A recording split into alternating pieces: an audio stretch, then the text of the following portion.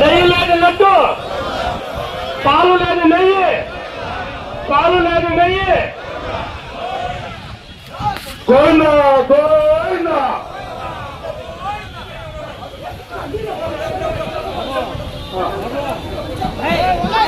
చేసిన వారిని వెంటనే పాలు లేకుండా నెయ్యి తయారా, పాలు లేకుండా నెయ్యి తయారా. ఏడుకొండలవాడ వెంకటరమణ గోవింద గోవింద గోవింద గోవింద గోవింద గోవింద గోవింద గోవింద.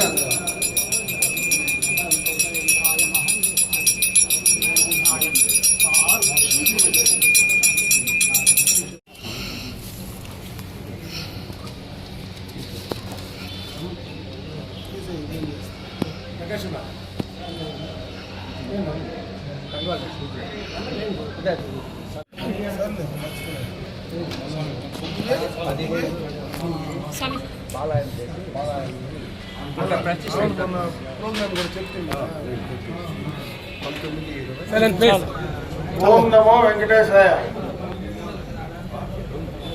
ప్రపంచంలోనే అతి ఎక్కువ మంది నమ్మేటువంటి దైవం, అతి ఎక్కువ మంది భక్తులు ఉండేటువంటి ఒక భగవంతుని సన్నిధిలో గడచిన ప్రభుత్వం ఏర్పడిన తర్వాత జరిగినటువంటి పాపాలు మనమందరం కూడా, ముఖ్యంగా ఏ గుడికి పోయినా ఆ గుడిలో ఇచ్చేటువంటి ప్రసాదాన్ని దైవంగా భావించి ఆ ప్రసాదాన్ని మనం స్వీకరిస్తాం. అటువంటిది కలియుగ దైవం వెంకటేశ్వర స్వామి తిరుమలలో ఇచ్చేటువంటి లడ్డు ప్రసాదం ప్రపంచ దేశాల్లోనే ఏ యొక్క దేవాలయంలో కూడా ఆ యొక్క ప్రసాదానికి ఉన్నటువంటి విలువ ఎక్కడ లేదు. దేశంలో నలుమూలలకు పోయినా, ప్రపంచంలో ఏ ప్రాంతానికి పోయినా తిరుమల లడ్డు కానీ మన చేతిలో తీసుకొని పోతే భగవంతుని చూసినట్టు ఆ దేవుని వద్దకు రాలేకపోయినా ఆ ప్రసాదాన్ని తీసుకొని దైవంగా భావించి ఆ ప్రసాదాన్ని తీసుకునేటువంటి సందర్భాన్ని ఒకసారి గుర్తు చేస్తా ఉన్నా. అయితే అటువంటి మహాప్రసాదానికి మహా అపచారం జరిగినటువంటి సందర్భాన్ని ఒకసారి ఈ రాష్ట్ర ప్రజలందరూ కూడా తెలుసుకోవాల్సినటువంటి అవసరం ఉంది. ఎందుకంటే గతంలో 2019లో ప్రభుత్వం, వైసీపీ ప్రభుత్వం అధికారంలోకి వచ్చిన తర్వాత, అంత మునుపు అధికారంలో ఉన్నటువంటి చంద్రబాబు నాయుడు గారి నాయకత్వంలో అప్పటి టీటీడీ బోర్డు ఈ యొక్క తిరుమలకు సంబంధించినటువంటి నెయ్యి విషయం పైన బోర్డులో రెజల్యూషన్ తీసుకున్నారు. ఆ రెజల్యూషన్ పరంగా ఆనాడు ఒక ఏ సంస్థ కానీ, భారతదేశంలో ఏ యొక్క సంస్థ కానీ ఆ యొక్క నెయ్యిని సరఫరా చేసేటువంటి సంస్థలకు కొన్ని ఆంక్షలు విధించారు. అంటే 4 లక్షల లీటర్లు కెపాసిటీ ప్రొక్యూర్ చేసేటువంటి ఏ యొక్క పాలకు సంబంధించినటువంటి డైరీ కావచ్చు, 250 కోట్ల రూపాయలు టర్నోవర్ కలిగినటువంటి ఏ సంస్థ అయినా మరి దానికి వాళ్ళు ఏర్పాటు చేసినటువంటి నిబంధనలను 2019 జూన్ తర్వాత అధికారంలోకి వచ్చినటువంటి అప్పటి ప్రభుత్వం, మరి జగన్మోహన్ రెడ్డి గారి ప్రభుత్వంలో అప్పటి టీటీడీ బోర్డు ఆ యొక్క నిబంధనలన్నీ కూడా సడలించి ఏ డైరీకి, అంటే ఆ డైరీ పాలను సేకరించేటువంటి అవసరం లేదు. 150 కోట్లు టర్నోవర్ ఉన్నా కూడా ఆ యొక్క డైరీ నెయ్యిని సరఫరా చేయొచ్చు అనేటువంటి అన్ని నిబంధనలు సడలించారు. దీంట్లో ముఖ్యమైన విషయం ఏదైనా ఉందంటే ఒకటే చెప్తా, ఆవు లేకుండా పాలు లేకుండా నెయ్యి వస్తుందా అనేది మనం ఆలోచించాలి. అదేవిధంగా ఏ డైరీ కూడా పాలను ప్రొక్యూర్ చేయకుండా నెయ్యి ఎట్లా తయారు చేస్తుందో అనేటువంటి మినిమం నాలెడ్జ్ కూడా లేకుండా, మన కనీసమైనటువంటి అవగాహన లేకుండా పాలు సరఫరా లేకపోయినా పాలు సరఫరా చేయనటువంటి డైరీలు కూడా నెయ్యిని సరఫరా చేయొచ్చు, నెయ్యిని మనం టీటీడీకి అందించవచ్చు అనేటువంటి నిర్ణయాన్ని ఆ బోర్డు తీసుకున్నదంటే దాంట్లోనే మనకు ఆ యొక్క బోర్డు యొక్క ఉద్దేశం ఏ రకమైనటువంటి ఉద్దేశం ఉందనేది క్లియర్ కట్ గా అర్థమవుతుందని చెప్పి సందర్భంగా తెలియజేసుకుంటున్నా.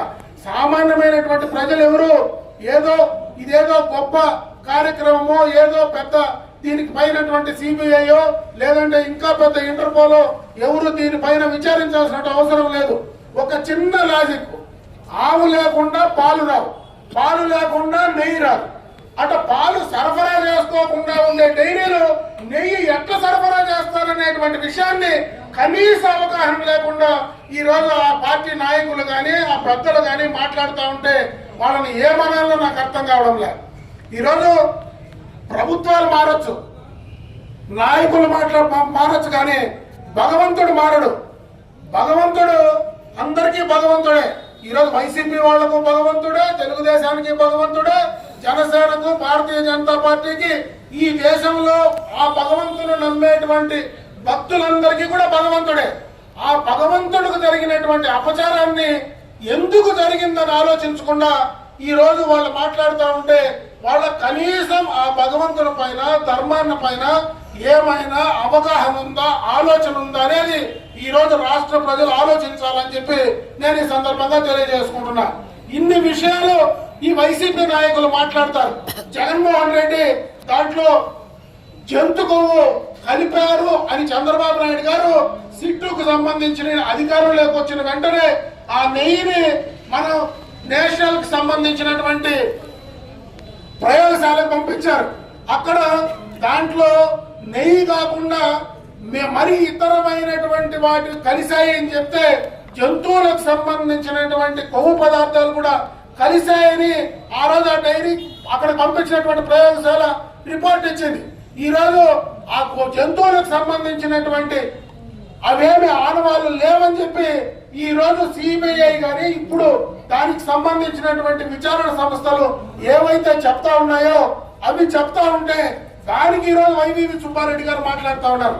ఆ రోజు చంద్రబాబు నాయుడు గారు జంతువులకు సంబంధించినవి ఉన్నాయన్నాడు, తప్పు మాట్లాడినాడని. ఈ రోజు సిట్ క్లియర్ గా ఇస్తా ఉంది. అది పూర్తిగా కెమికల్ కి సంబంధించింది, కెమికల్ ద్వారా తయారు చేసినటువంటి నెయ్యి, అది పూర్తిగా కూడా రసాయనాలతో కూడినటువంటి నెయ్యి, వాసన రావడానికి కూడా రసాయనాలు ఉపయోగిస్తారు అని ఈ రోజు క్లియర్ కట్ గా వాళ్ళు ఎవిడెన్స్ తో ప్రకారం కూడా ఇస్తే ఇంకా మాట్లాడడానికి వాళ్ళకి సిగ్గుందో లేదో నాకైతే అర్థం కావడం లేదు. కానీ భగవంతుడి పైనటువంటి వాళ్లకు నమ్మకం లేదని చెప్పచ్చు. ఈ రోజు అదే పార్టీలో ఈ రోజు ఆ యొక్క వైఎస్ఆర్ కాంగ్రెస్ పార్టీలో ఉండేటువంటి నాయకులందరికీ కూడా చెప్తా ఉన్నా, మేమందరం హిందువులు, మేము నమ్ముతాం మా భగవంతుడిని. నేను అడుగుతా ఉన్నా, మీ పార్టీకి సంబంధించినటువంటి అధినాయకుడు హిందువా? ధైర్యంగా చెప్పండి. ఒకడైనా చెప్పగలడా పార్టీలో ఉండేవాడు? నువ్వు హిందువా కానివాడు, హిందువుల మనోభావాలు నువ్వు ఎట్లా కాపాడుతావు? కనీసం నువ్వు మాట్లాడడానికి, మీరు మాట్లాడడానికి కనీసమైనటువంటి అర్హత ఉందా అని అడుగుతా ఉన్నా. అన్యాయం చేసి ఈ రోజు వైవి సుబ్బారెడ్డి గారు మాట్లాడుతూ ఉన్నారు. ఆయనకు సంబంధించినటువంటి పిఏ ఖాతాలో, చిన్నప్ప ఖాతాలో 4,59,00,000 రూపాయలు ఎట్లా దానికి వచ్చినాయి, ఎందుకు వచ్చినాయి చెప్పే పరిస్థితి ఉందని అడుగుతా ఉన్నా. మీకేమీ సంబంధం లేకపోతే, ఆ నెయ్యికి సరఫరా చేసినటువంటి ఆ ఏజెన్సీలకు సరఫరా లేకపోతే ఆ డబ్బులు మీకు ఎందుకు వచ్చాయి అనే దానిపైన చెప్పాల్సినటువంటి బాధ్యత లేదని అడుగుతా ఉన్నా. అన్ని రకాల కల్తీ, మద్యంలో నాశనం చేశారు, అన్ని రకాల దోచుకున్నారు. భగవంతుని దగ్గర కూడా ఇంత అన్యాయం చేస్తే మీకు భగవంతుడు క్షమించడు. మరీ ముఖ్యంగా తిరుమల తిరుపతి దేవస్థానం శ్రీ వెంకటేశ్వర స్వామికి ఎవరైనా అన్యాయం చేస్తే వాళ్లకు పుట్టగతులే ఉండవనే విషయాన్ని గుర్తుంచుకోమని చెప్పి సందర్భంగా తెలియజేసుకుంటా ఉన్నా. ఇప్పటికైనా బుద్ధి తెచ్చుకోండి. ఈ రోజు మేము ఏదో రాజకీయంగా చేసేటువంటి కార్యక్రమం కాదు. ఈ రోజు ఇంతమంది చేసామంటే రాజకీయం కోసమే రాలేదు. భగవంతుని పైన నమ్మకాన్ని పెంచుకోవడానికి వచ్చాం.